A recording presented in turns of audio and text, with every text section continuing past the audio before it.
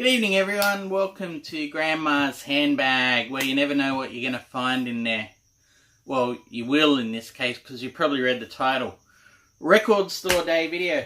Now, I just want to make this quick because, well, I haven't been around here a lot of late, and I have no good excuse for that. No, I can't even invent one. Anyway, so let's get straight into this. Look, this is a first, a world first on this channel, because there's no helper tonight. That's how quick this is going to have to be. Yeah, just a quick run through of Record Store Day titles. Didn't pick up many, but it was a fantastic, short and sweet time had nonetheless. Just had a chance to visit 2 stores. Not a lot of stores in Sydney around that I'm really aware of, maybe 10 or 12. Anyway, I chose the one store that I wanted to get to because it was the only one that said they received the title that I wanted most in store. So, Record Store Day saw me waking up like one of those kids at Christmas time, you know. It's 4 o'clock, it's dark, and I'm wide awake. Couldn't get back to sleep. Tossed around, turned around, you know, just wasn't happening. So, ended up getting to the record store at about 6:45 to find I was second in line. And I'm okay with that. It actually works out for the best, because then you've got someone maybe that you've at least got something in common with to talk to. And yeah, well, look, I probably couldn't shut up. But anyway, so that was really good. I went to Repressed Records in Sydney. I've been there before with Vinyl Boy Trigger. There might be some footage on an earlier video. You know, I didn't take any film footage. I might have taken one photo.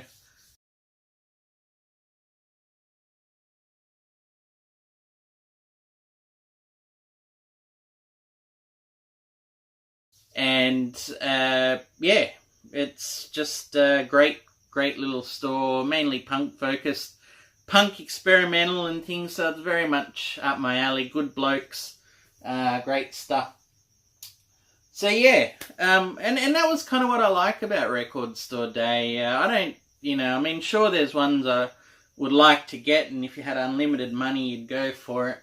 But the other part you got to remember is it's community, you know. I put a post up of a record, the first one I'll show you in just a moment, and I said, you know, part of the thing of Record Store Day is actually connecting with the people, you know, just chatting to your fellow, you know, vinyl lovers, your record collecting fans and things, because it's that thing that you do have in common, and it's exactly what we're here on YouTube for, although in a disembodied kind of ephemeral way, connecting over the web and over the world. But here you get to do it in person.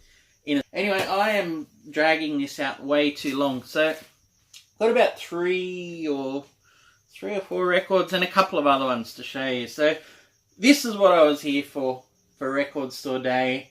Spectrum, Highs, Lows, and Heavenly Blows. This was originally put out in '94, Spectrum being the moniker for Pete Kember or Sonic Boom, originally a Spaceman 3. So this is his 3rd solo EP, second under the Spectrum name.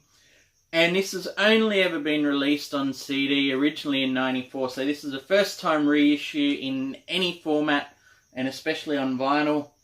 And yeah, absolutely stoked to find this.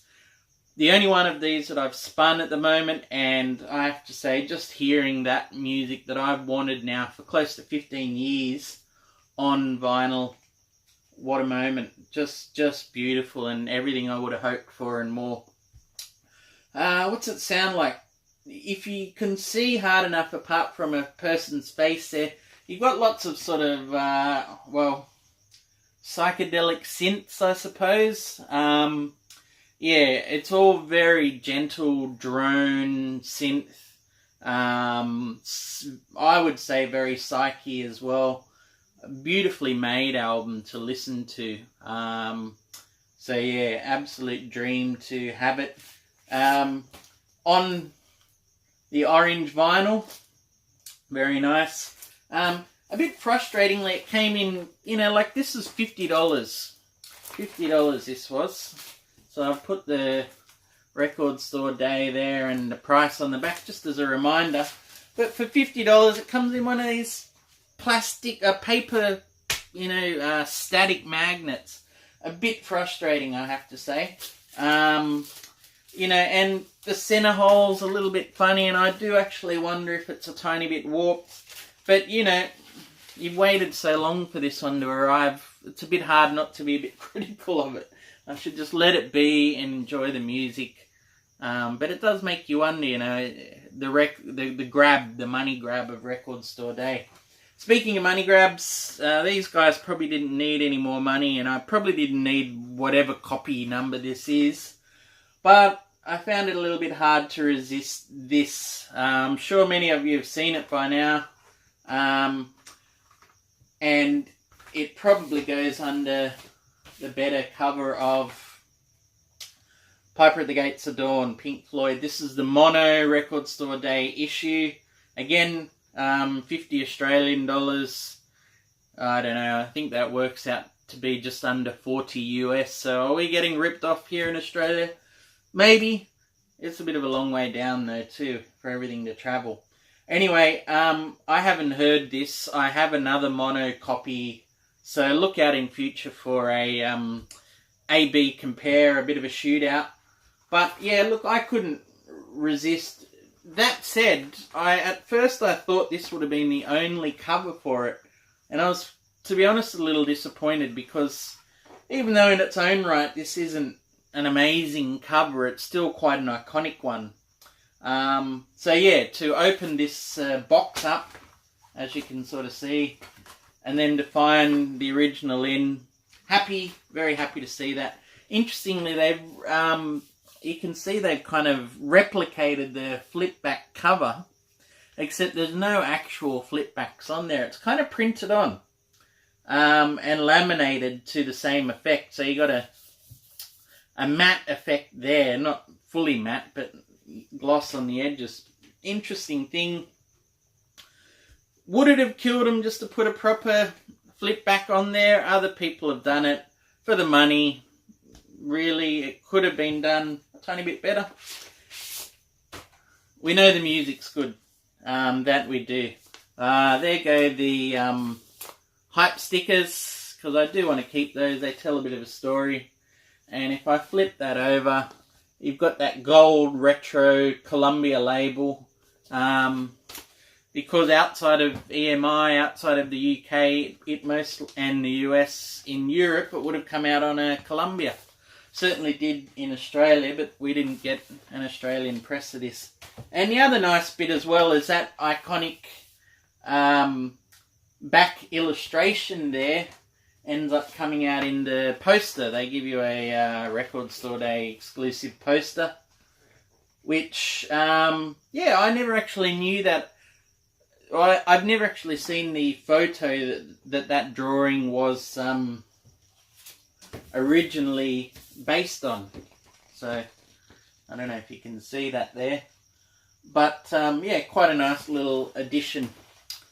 Anyway, big fan of the album. Happy to have it. Good to see it. Okay, that is actually... No, I've got two 7-inches that are official Record Store Day ones. I thought it'd be a nice thing to get. We've got Chris Bell's You and Your Sister, backed with I Am the Cosmos. Yeah, look, that was a hard one to leave there.